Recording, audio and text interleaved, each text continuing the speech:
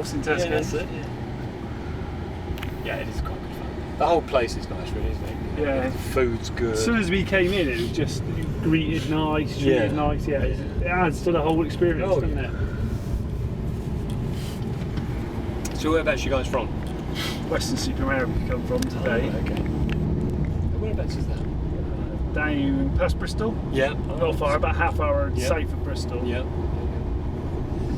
Really, what you're doing here is you're sort of scratching the surface of what you'd do if you were sitting in the car from now on. Yeah.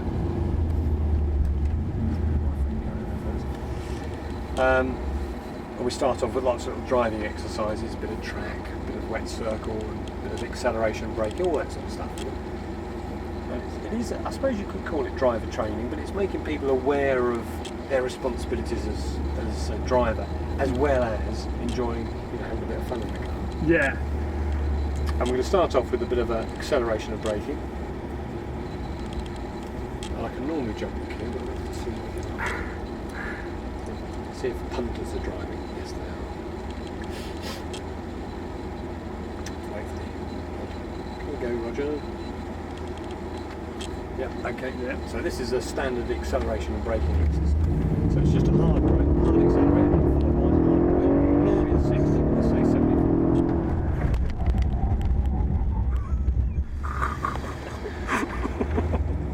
So you can see that the car is perfect.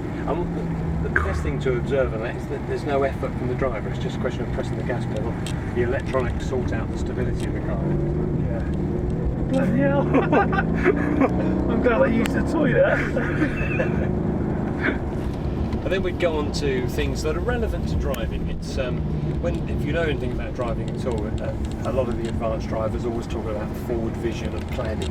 Yeah. And you're only really driving the car. A lot of people think, well, there's surely not that much to it. But here we've got a slalom. If you look at those yellow buttons on the ground there, we get people to drive in and out those buttons as fast as they want to go, to see how important it is to get the right amount of steering, getting the vehicle position correct when they're going into a direction change, a corner or something like that. So we'll do that now, and I'll show you how this car will change direction really nicely, providing the driver does the right things. Everything's turned on. We're in sport mode with all the suspension switched on, so it really should have minimal body roll. Give all the driver satisfaction to control the car nicely. Right. And we can do this as quickly as you like, but it's about driver inputs. So what we'll do is just have a go at the slalom. You'd be surprised how quickly a big car like this would do the slalom. And we can really just get through here quite happily, just using a bit of car control, a bit of on-off the gas to get the car positioned properly. You can see what's that, half a turn left to right, and it does that flip. And it's just about sort of using the car properly.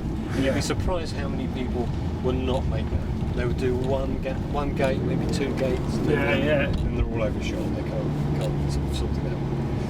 Once we've had a bit of car control, car driving stuff, we then go on to skid correction. Before we go onto the track, making sure that people are aware of the simple basics of car control. We would use the straight line wet grip, possibly the circle. 9 times out of 10 we'll go on the straight line wet grip. And we always turn the ESP off for our skid correction. The ESP looks after the stability of the car. That stands for Electronic Stability Program.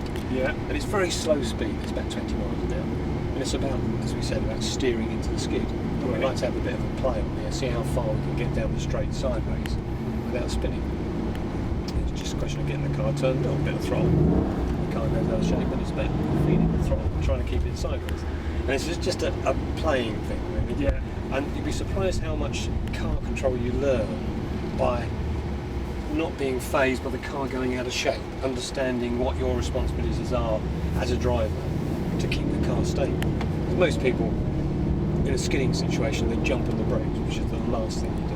The first thing you do is take your foot off the gas. A lot of people think, oh, look, jump on the brakes because something's going wrong, but if you jump on the brakes, you'll make matters worse. But once we've done a little bit over what we call the dynamics area, we'll have a look at the circuit, which is good fun.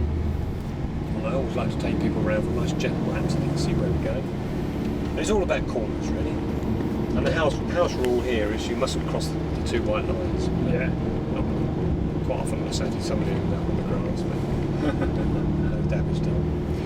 But the technique I always get people to do is the same as the F1 drivers use. And it doesn't matter whether you're driving a Mini or a Ferrari, it's the same process. number one, it's forward vision, but race drivers know their course, don't they? They know that's right. Yeah. So really, they're just looking ahead.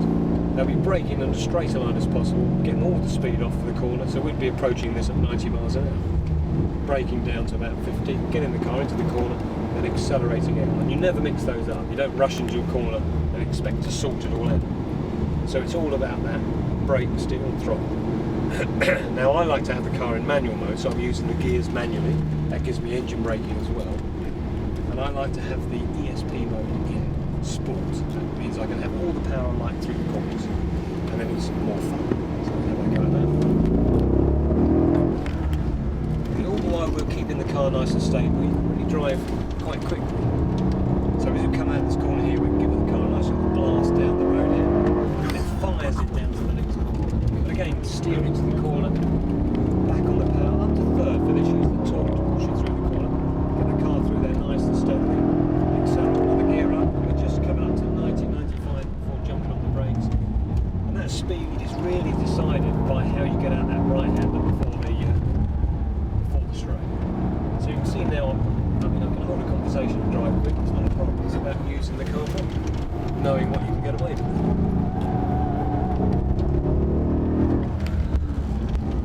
There you go.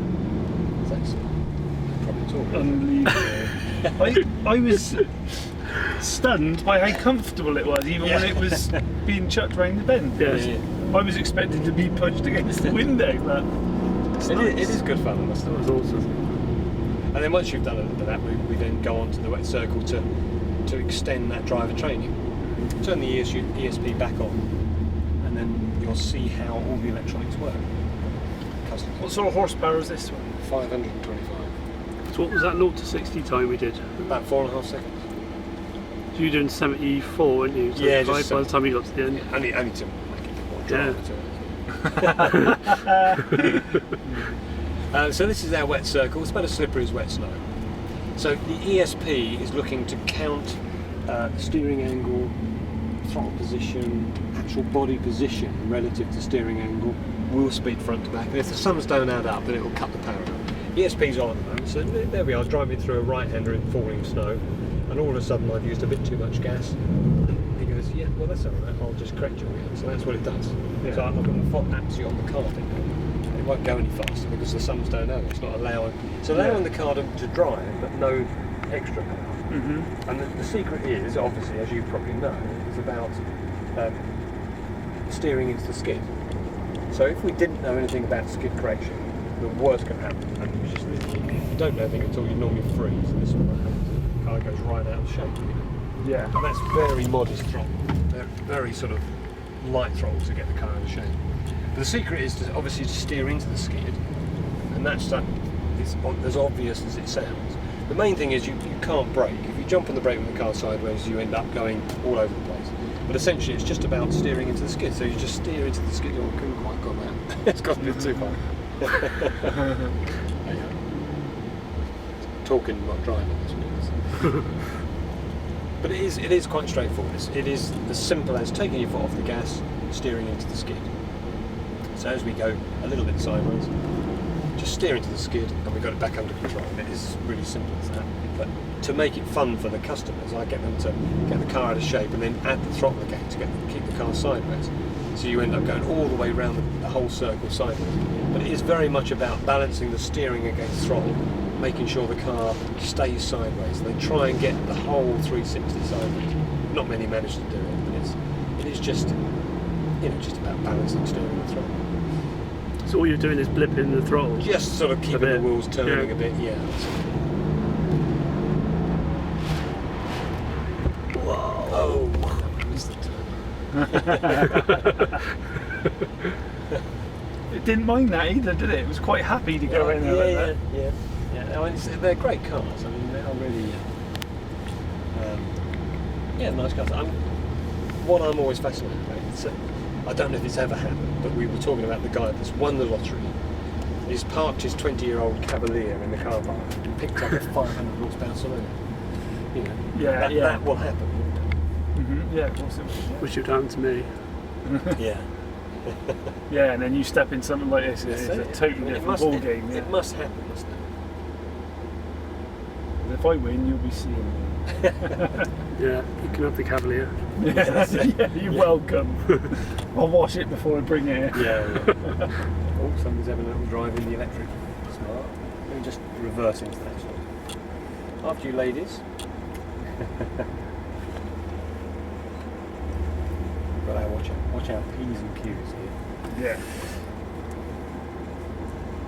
Well behaved. So, knock anybody over. Okay. Well, there we go, guys. Thanks very That was much. brilliant. Yeah, it's Thank amazing. you. Really enjoyed it. Good. No problems at all. Made my weekend. Good. More of the car than you, but thank you. Nice one. Thanks a lot. See you Take later. care of All the yourself. best. Cheers. There you Bye. go. Cheers, mate. Wow.